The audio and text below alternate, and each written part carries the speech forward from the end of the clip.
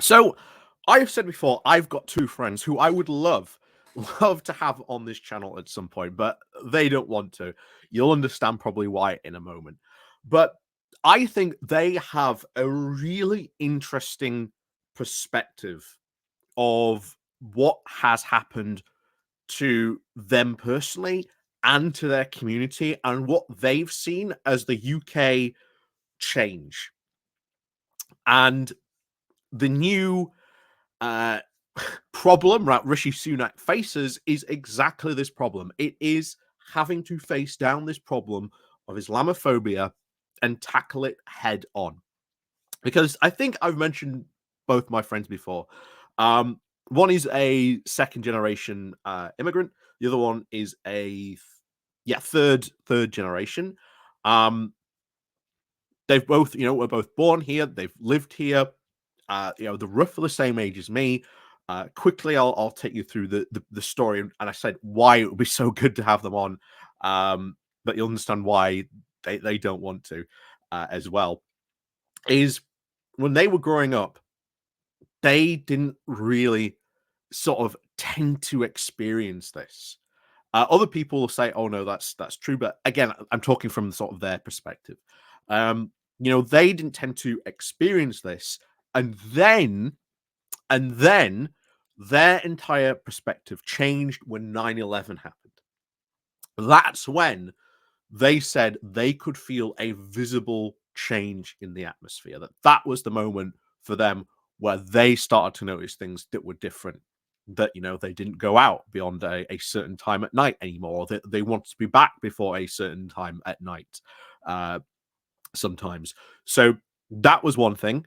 The other incident they also cite is the 7/7 bombings as well. That was another point. And then they said that they felt sort of slightly better, that things were still bad, but they were slightly better. And of course, they come from Rotherham. And of course, you get the whole incident that happened in Rotherham, the whole grooming gang scandal. And as they've said, things for them have become infinitely worse. And they've now moved away from Rotherham because they just feel at the moment, in there especially, it's really, really bad for them. But so I would love to have them on to sort of explain this because I think it's a view that you don't often see, and I would love to have them on, but I understand why they don't want to either. They do feel that they would sort of, be very much attacked for sort of speaking out and saying this, which I think again is kind of sad. But it would be good to have them on. They know I've asked them several times, but yeah, it would be fun to have them on because I think this again, this new Tory split that you're now getting is over Islamophobia because you've got Sunak now after Lee Anderson's comments. You've now got the one side of the Tory Party is like, hey, you should sort of condemn these comments, Rishi.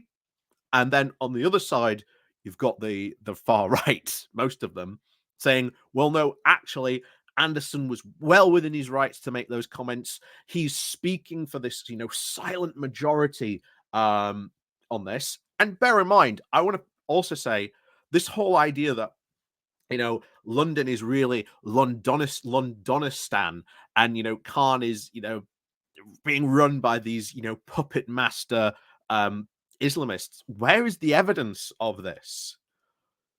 Oh no, he goes to events for different cultural groups. He does go to other cultural groups as well. If he goes to like the Hindu center in London, is he suddenly being controlled by the secret Hinduists as well?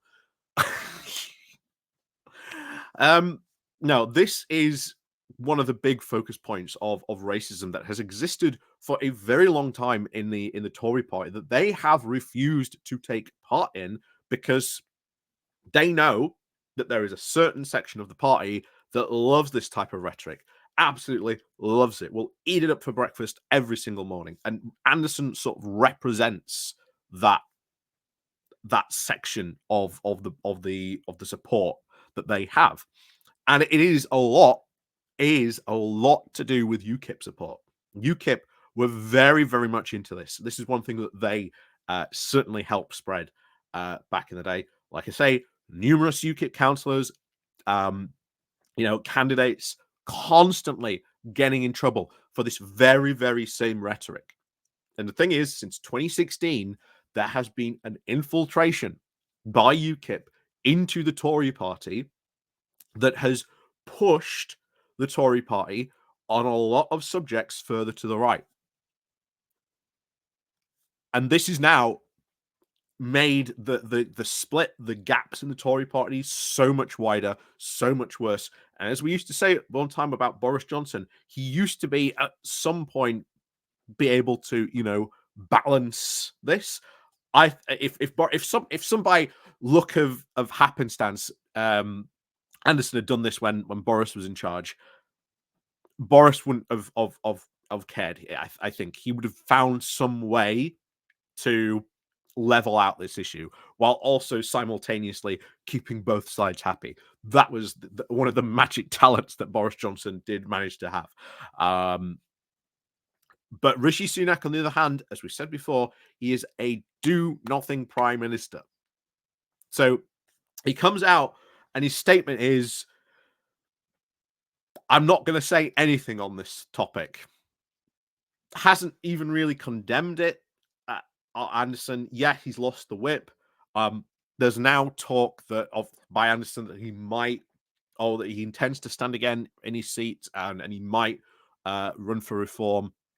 I think he personally is hoping that Rishi might go and that he might get brought back into the fold by whoever, shall we say, succeeds Rishi. But the chances, as we said, that for happening at the moment do seem to be very slim.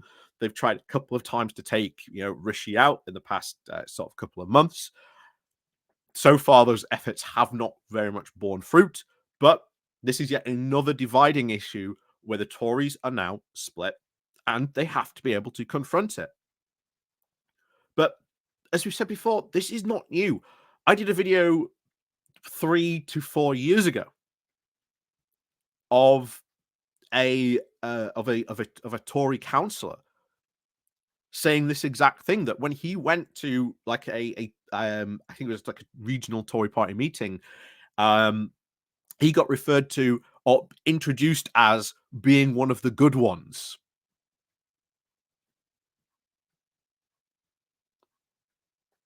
So there is a lot of this almost like middle class racism, I think is the best way to sort of describe it, where it's, the wink wink nudge nudge, but it's still very racist. And it's a topic that they just have not really tackled for a very long time. But it is a numerous one that Tories have engaged in and that they've played with and that they've flirted with. And as we always said, sooner or later, these chickens are going to come home to roost. And now you've had that UKIP infiltration. They've pushed and created this big, far right-wing element. You've got people like, Priti Patel, Suella Braverman, who can, quote, get away with it because that's how the right sort of see those two figures in particular. And it's all to do with Sadiq Khan because he is mayor of London. He's been a very quite popular mayor of London, more popular than their candidates in the least, and has time and time again defied the odds and beaten the Tory candidate every single time when the Tories are like, oh, this is it. This is our year. This is our candidate. Is going to, storm to success because of how bad, Khan is. Yeah, that is it. Just because he happens to be a different religion in this case. Oh, he must be secretly can be controlled by the Islamists. But unless the Tories actually face this down, they have their own massive, massive problem that they have to confront. And someone in the party will have to confront this sooner or later. It is, once again, like Brexit, an ongoing issue that is just a sore open wound that will just, bubble up every so often. And until they actually, take a scalpel to it and remove this poison from it, they're going to find that they have this problem constantly again and again and again and again down the line. But put it this way, the next decade for the Tory Party is going to be very interesting to watch, to see in which way they go and which way they evolve. And as we've always said, we'll always follow and we will cover this because it's going to be fascinating to watch. So put it this way, a decade's worth of popcorn for you if you follow this channel. So click on the like, click on the share button, and of course, as always, we'll see you all next time.